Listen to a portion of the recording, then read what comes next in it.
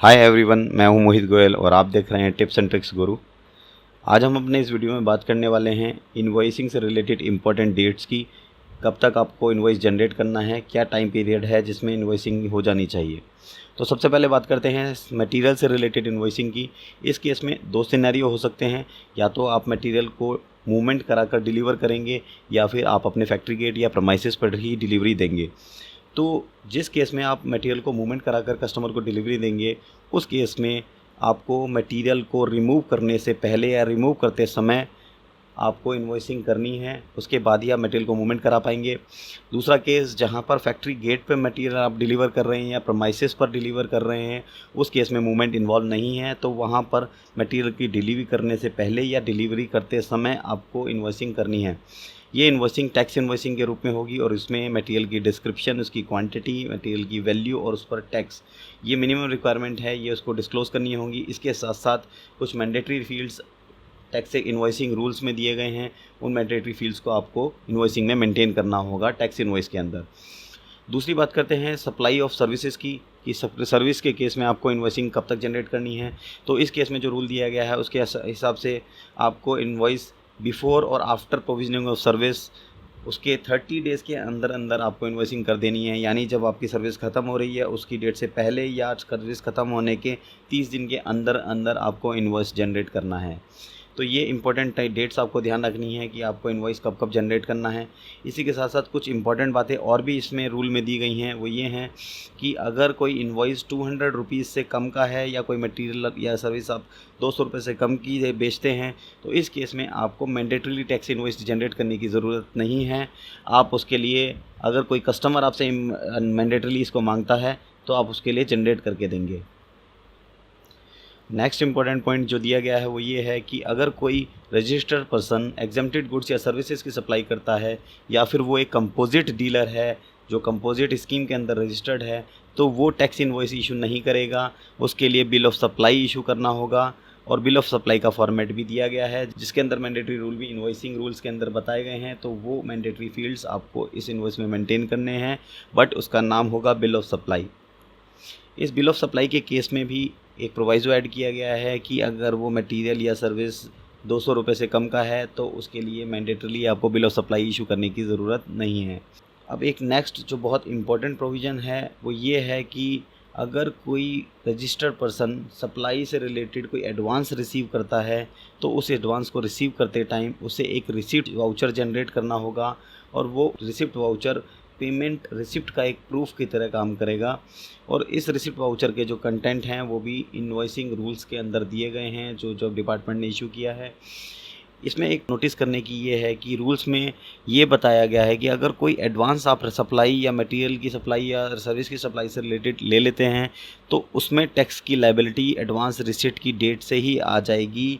इसमें भी जो इम्पोर्टेंट बात है वो ये है कि इनवॉइस रिसिप्ट की डेट जो होगी वो या तो बैंक में अमाउंट रिसीव हुआ वो डेट, या फिर आपने जो अपने अकाउंट में एंट्री पास की है, चेक रिसिप्ट की भी अगर एंट्री पास कर दी है, तो वो डेट, दोनों में से जो डेट पहले होगी वो डेट आपकी रिसिप्ट की डेट मानी जाएगी और उसी डेट पर आपकी लायबिलिटी जनरेट हो जाएगी।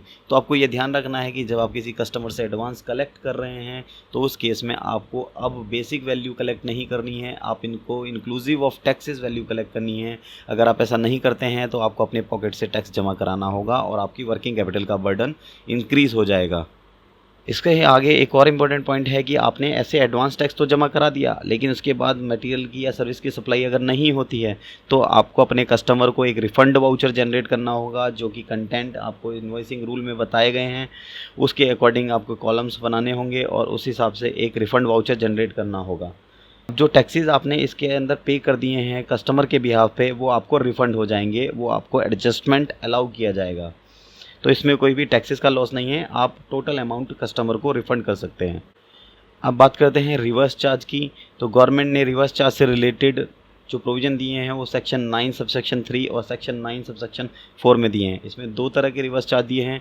इसमें पहला रिवर्स चार्ज है जिसमें नोटिफाई किया है सर्विसेज को, गुड्स को, जिन पर आपको रिवर्स चार्ज पे करना है, और दूसरा है जिसमें आपको अनरजिस्टर्ड डीलर से परचेज करते समय आपको रिवर्स चार्ज में टैक्स पे करना होगा। इस केस में आपको सेल्फ इन्वॉइसिंग करनी होगी, अपने नाम में इन्वॉइस काटना होगा तो वहाँ पे भी एक टैक्स इनवॉइस जनरेट होगा, जिसमें रिवर्स में आपको टैक्स पे करना है, इसमें सप्लायर आपको टैक्स पे नहीं करेगा।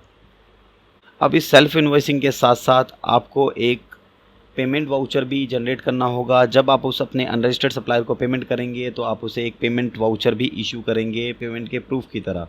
कंटिन्यूस सप्लाई ऑफ सर्विस के केस में एक कट ऑफ टाइम होता है, जो कट ऑफ टाइम एक स्टेटमेंट जनरेट करने का है। जैसे कि टेलीफोन का बिल, एक मंथली बिल आता है, तो जो डेट है बिलिंग डेट की, उस बिलिंग डेट की डेट पर ही आपको इनवॉइस जनरेट करना होगा। फिर आते हैं नेक्स्ट प्रोविज़न में, जहाँ पे कंटिन्यूस सप्लाई ऑफ सर्विस है, जहाँ पर कॉन्ट्रैक्ट में ड्यू डेट असर्टेनेबल है, यानी आपको पता है कि ड्यू डेट कब है पेमेंट की, वहाँ पर वो ड्यू डेट पर आपको इनवॉइसिंग जनरेट करनी है। जहाँ पर आप ड्यू डेट असर्टेन नहीं कर पा रहे हैं, वहाँ पर आपको इनवॉइस जनरेट करना है ऑन और before the receipt of payment by the supplier, यानी सप्लायर जब पेमेंट रिसीव करेगा तब या उससे पहले आपको इनवॉइस जनरेट करना है।